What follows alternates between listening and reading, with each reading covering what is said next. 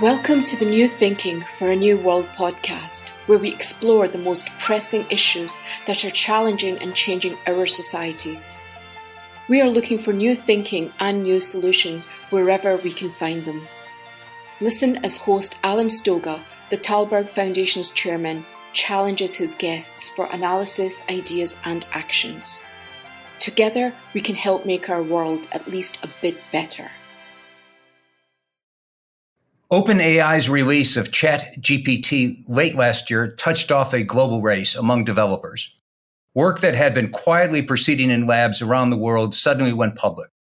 One immediate result was seemingly endless practical applications across wide ranges of human activity.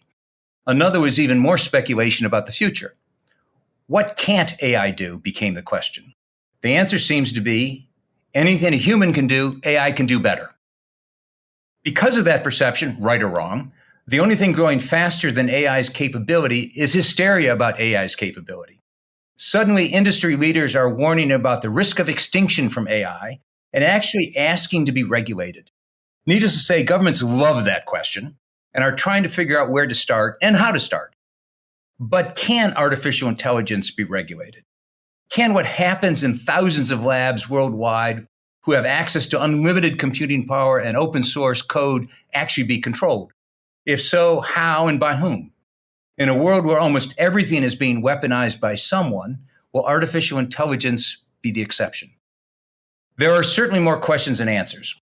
In a sense, Rebecca Finlay's job is to come up with answers that help shape what's coming at us. She is CEO of the Partnership on AI, whose stakeholders include many of the biggest players in the industry and in academia. Welcome, Rebecca. Thank you, Alan. It's great to be here. We'll find out about that in a minute, because I hope to learn a lot from this.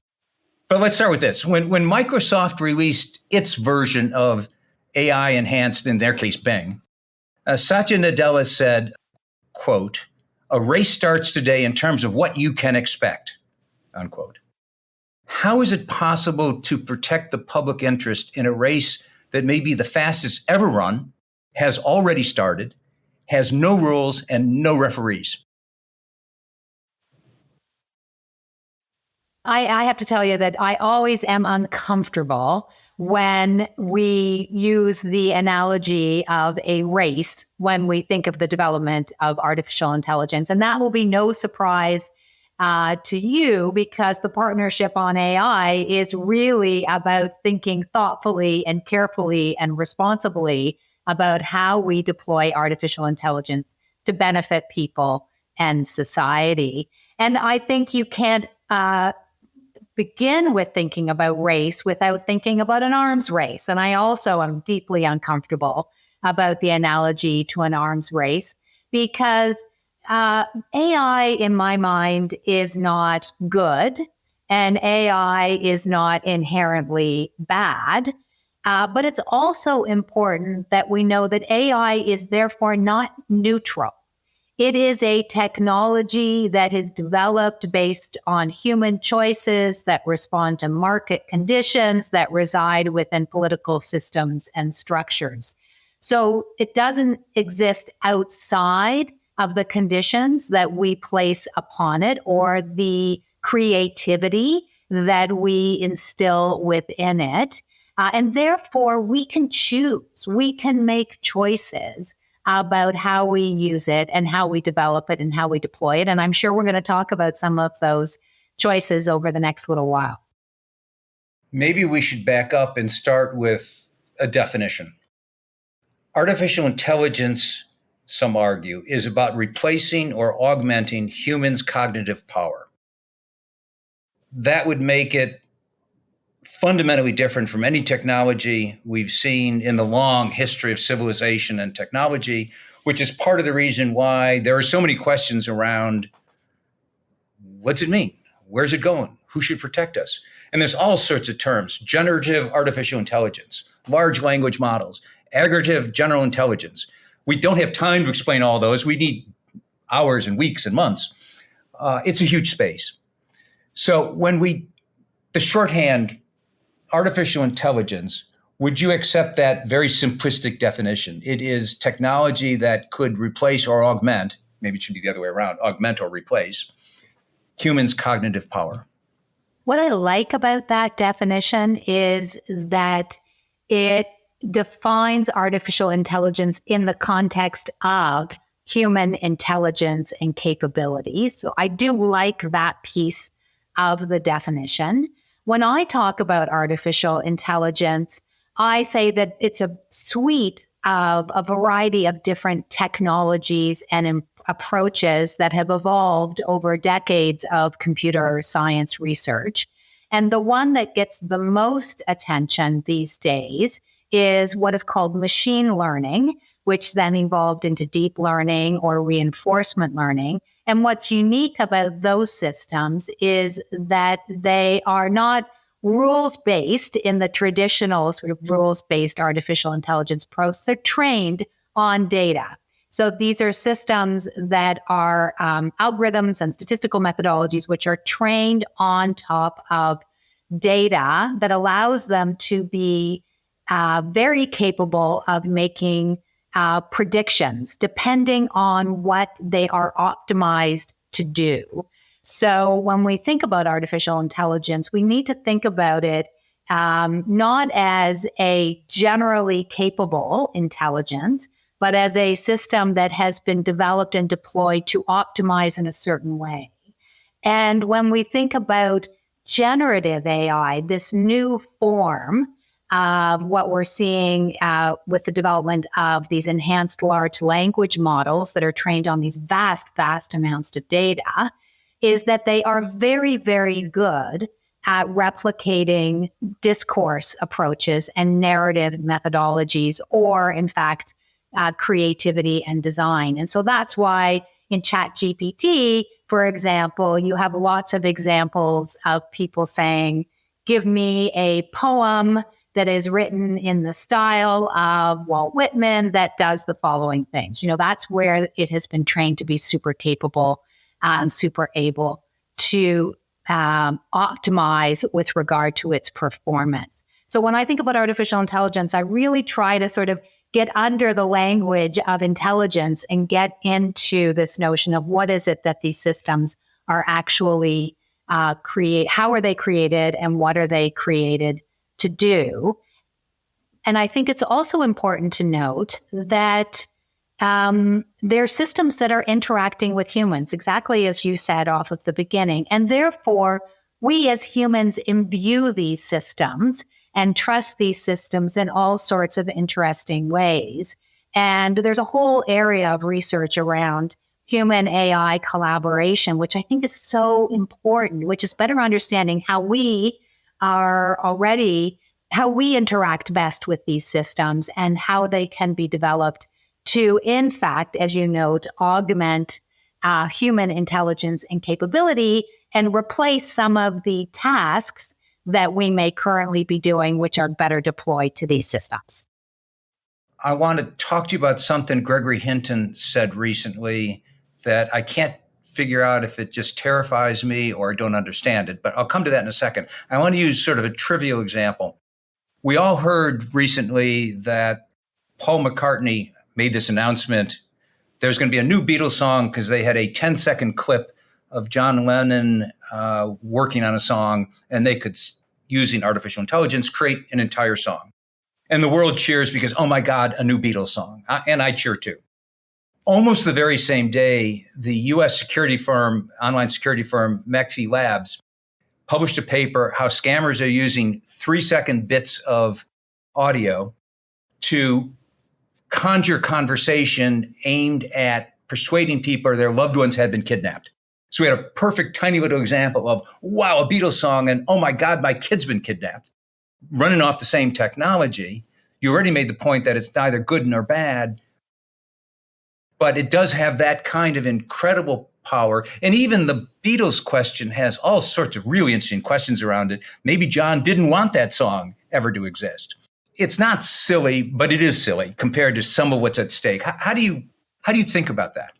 Yeah, well, and I think this is exactly the challenge that's been in front of the artificial intelligence field around this notion of dual use, that in fact you could create a system to hone in on John Lennon's, vocal intonations and use those to develop songs and narratives and be fairly low risk as long as we attend to the copyright and creative ownership challenges that may be part of that particular question, which I think is where you're going with regard to the Beatles example. But then it also has the capability to replicate and be used by malicious actors in terms of disinformation and also malicious uses of, deep fakes.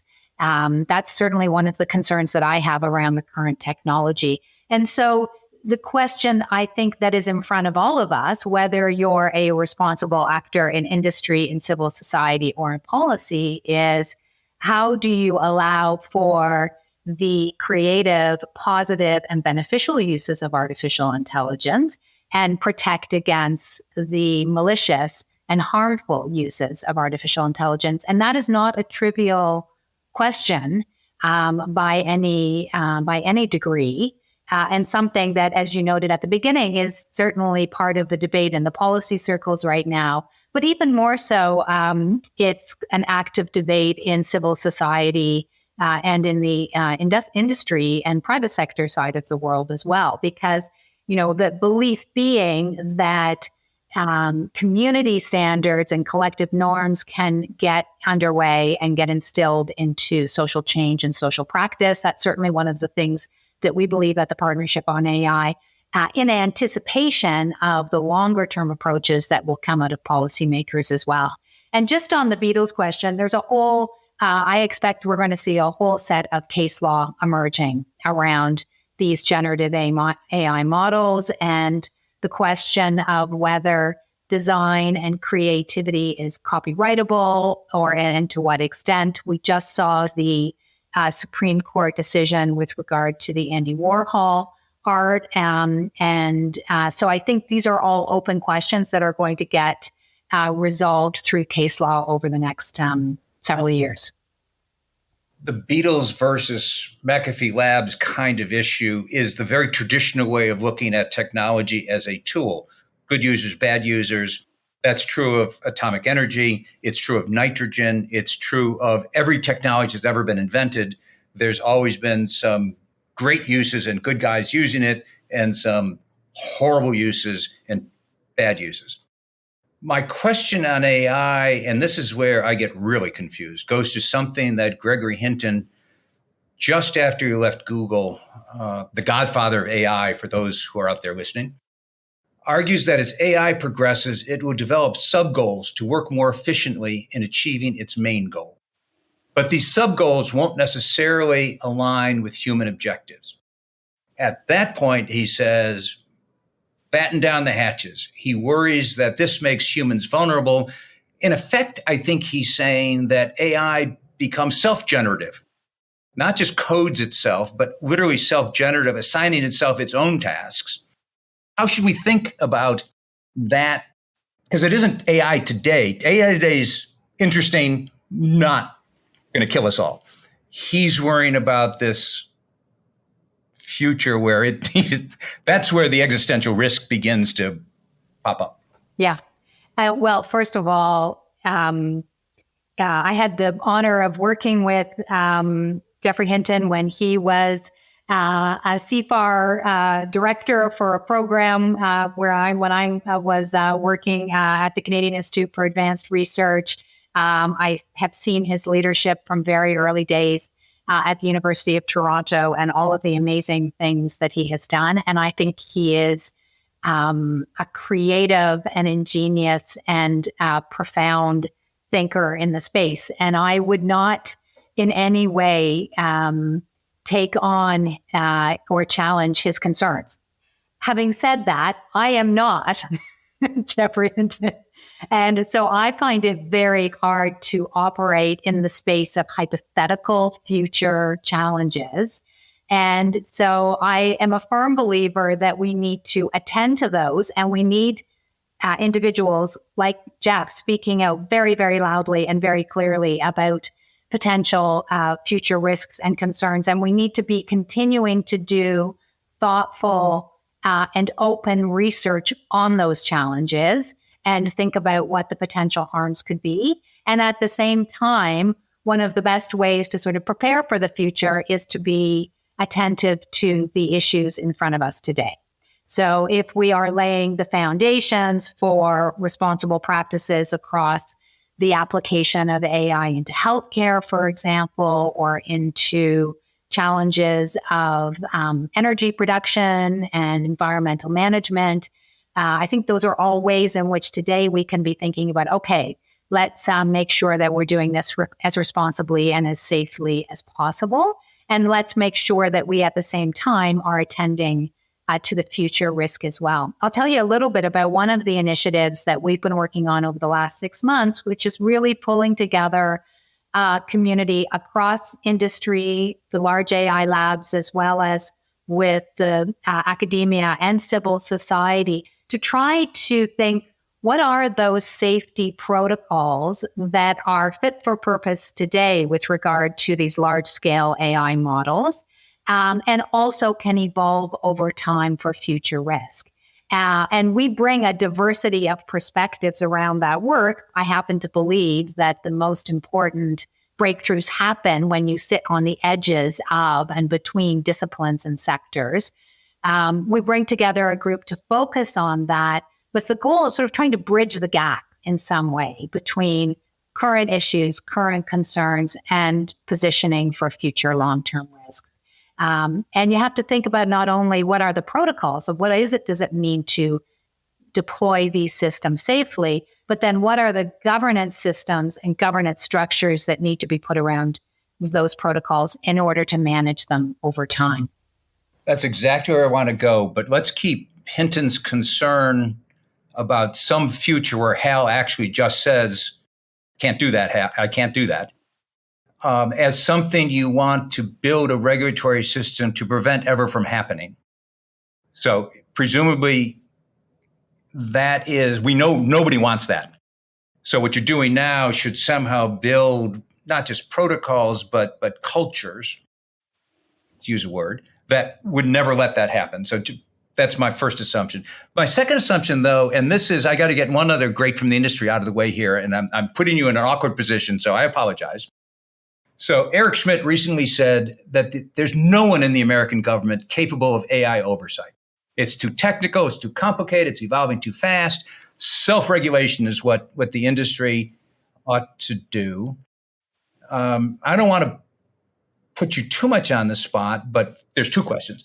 Is government, and in this case, at the moment, we're talking about North America and maybe Europe. So let's stay in the West space for a second, because I want to make this global in a couple minutes. Is government in general smart enough to regulate this stuff?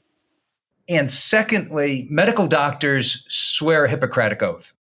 Could something like that for AI engineers really make, it could be done, but would it really make a difference in terms of not developing, I go back to Hinton, not doing things that would in fact do harm, as God knows what he described would do harm?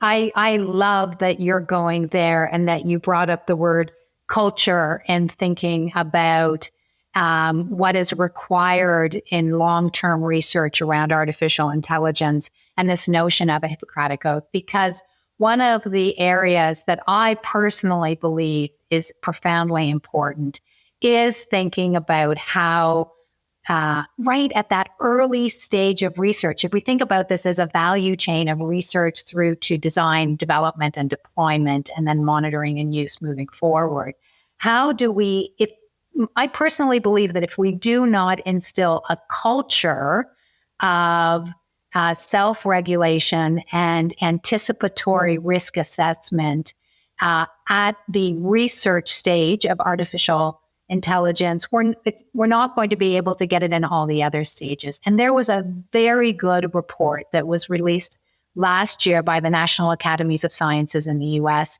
called Responsible Computing Research. And I thought it laid out very clearly a call to action for the computer science and computer research community to attend to, at the very early stage of that ethical questioning an ethical review of the research. What are the potential social impacts and social harms related to that work?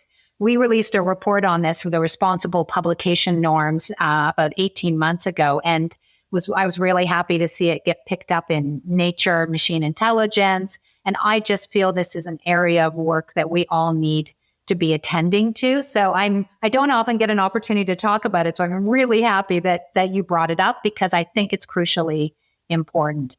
The second part of your question, which relates to the capacity for policymakers to regulate in this space, I feel very strongly that you have an ecosystem of regulatory responses, all the way from self-regulation and responsible research and self-regulation, all the way through to regulatory responses in government as well.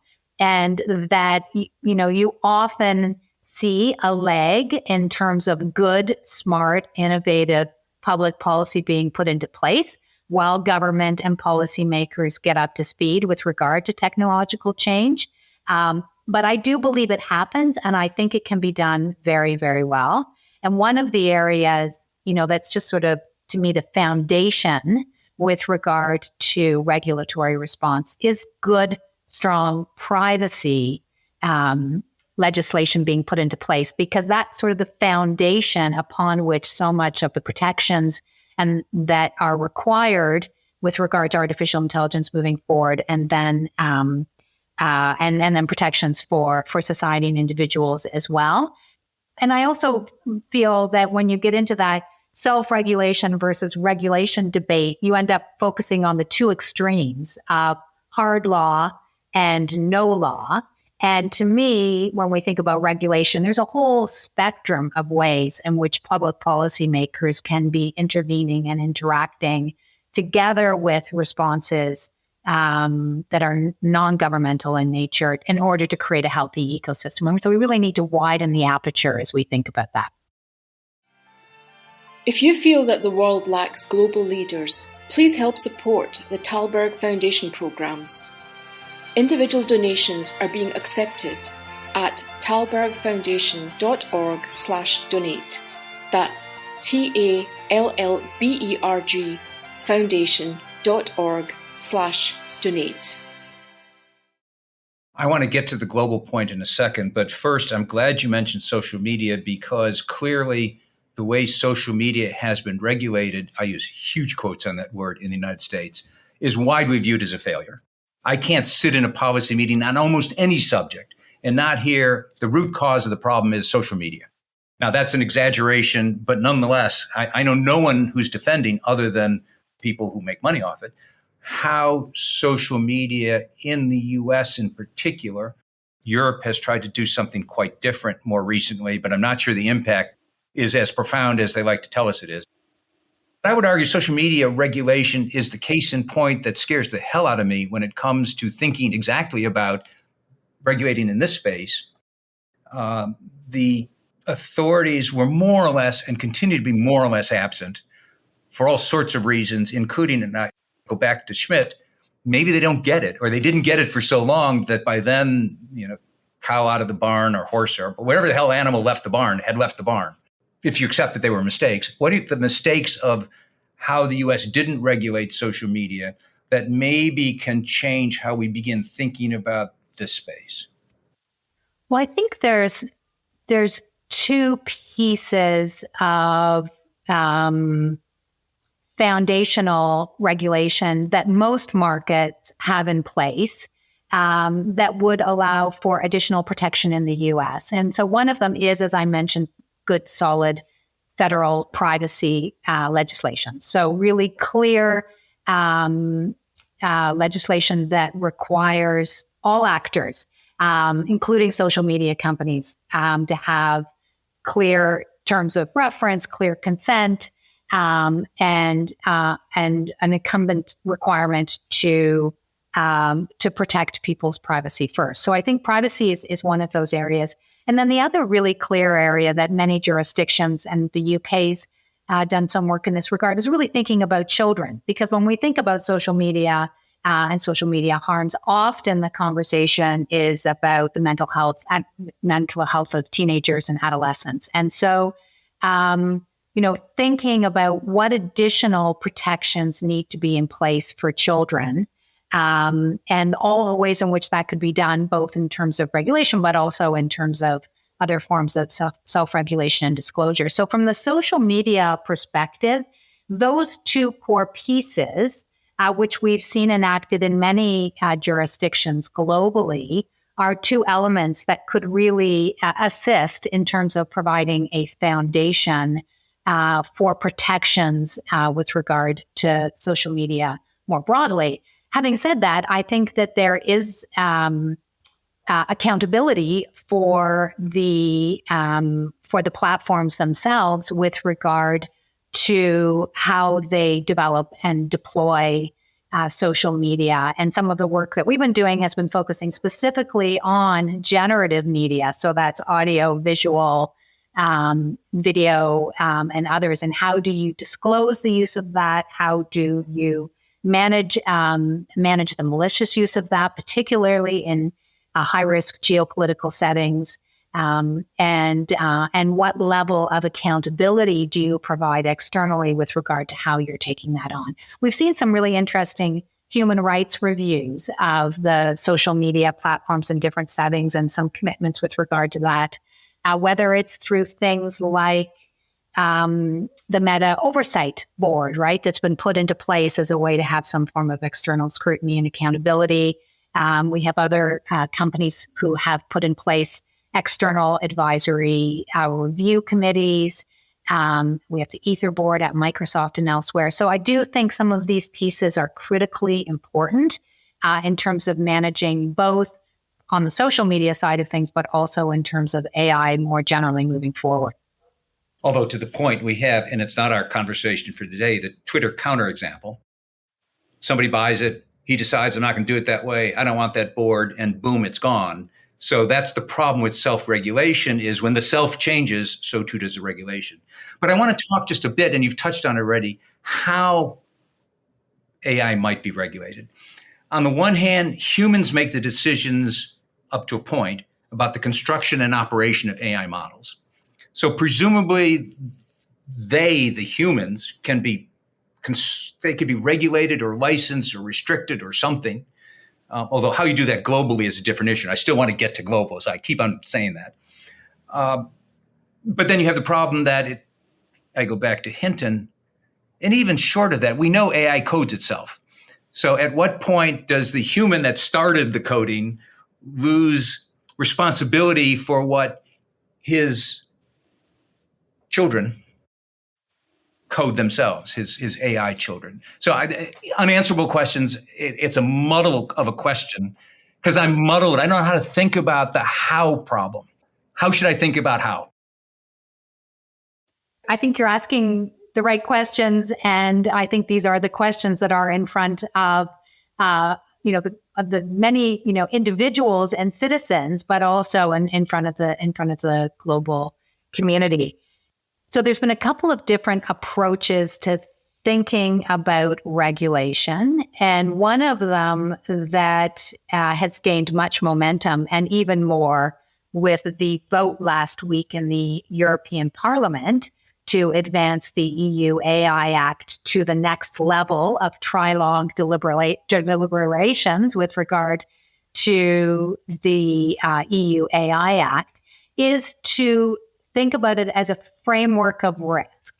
So in the EU AI Act, you have varying degrees of risk, and depending upon the level of risk of the system that is being deployed, it has a different level of accountability and oversight.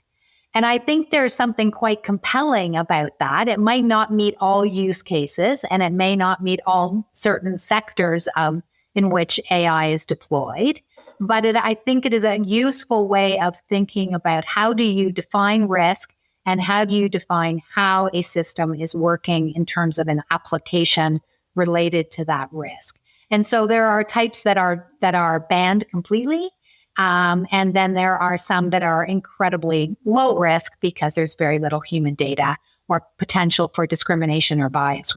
If I may interrupt, but that's precisely my question. How do you ban the creativity of some engineer somewhere doing coding in his basement, to take the extreme case? How do you enforce that kind of ban? There has to be enforcement mechanisms with regard to that, to whatever ban is put into place. And so you clearly have to have will have enforcement mechanisms with regard to malicious actors who might be putting the technology out.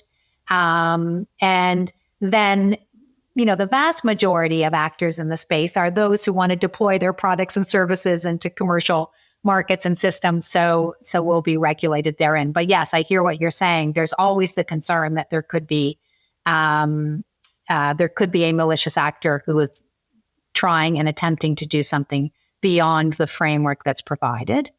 So I think that's one way to think about it. With regard to your question about, should someone pick up a system and deploy it and then it eventually moves forward, and how do you assess accountability?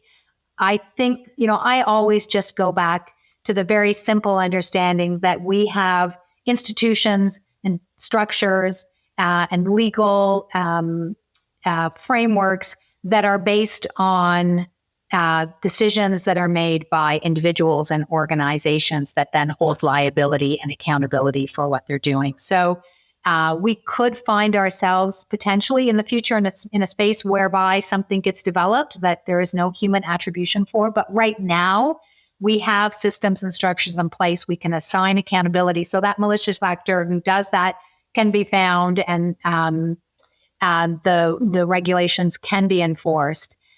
So for now, we need to think about who owns the system, who markets the system, who is taking the system and using it for an application which is malicious, and ensuring that our legal systems and structures are in place to act when necessary.